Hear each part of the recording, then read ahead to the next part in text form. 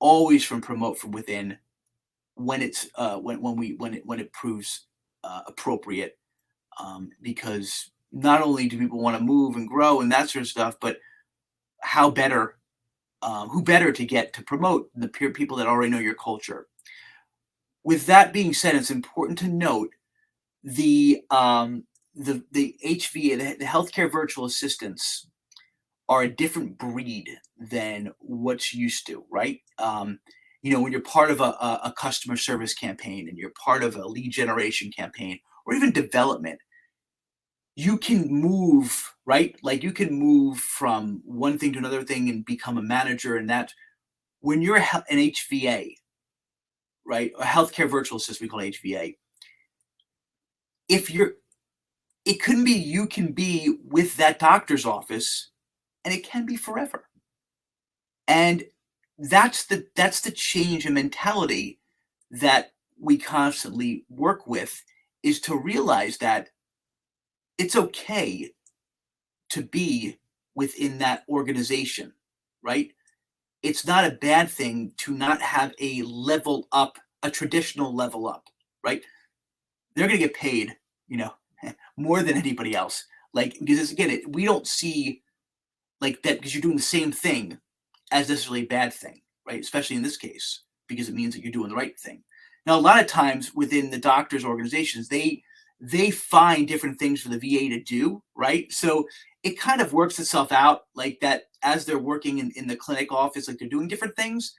But that's the one thing that we work with the healthcare VAs, is the fact that that just because they're not technically moving somewhere doesn't mean they're not any less valuable, right?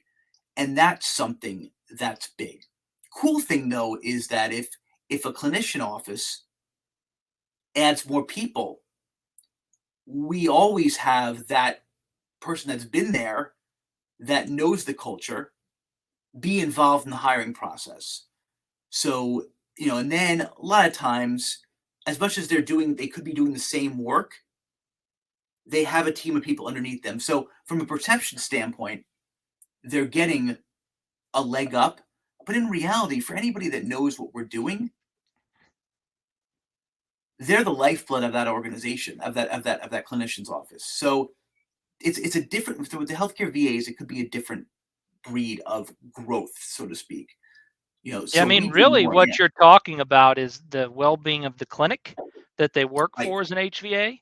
What you're Mhm. talking about is the well-being of the employee, and it's important to our organization. These Yeah. well-being isn't just, the ability for education and growth within your role and growth within that clinic, but it's also important that our employees understand that's part of having good employee well-being is that Mhm.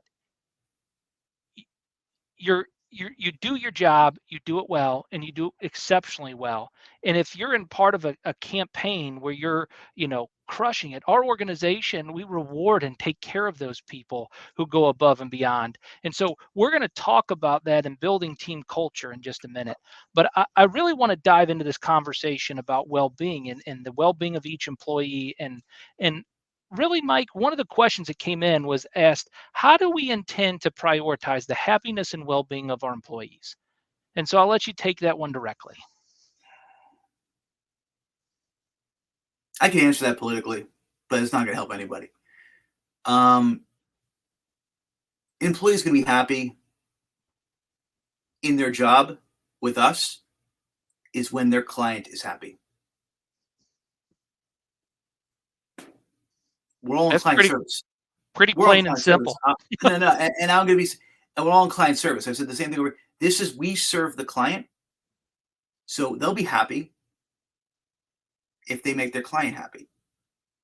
And we will continue to do what we do in order to provide them a compensation level that is more than they should hope for, in So both then money and in all of the soft skills that all the other things that we do.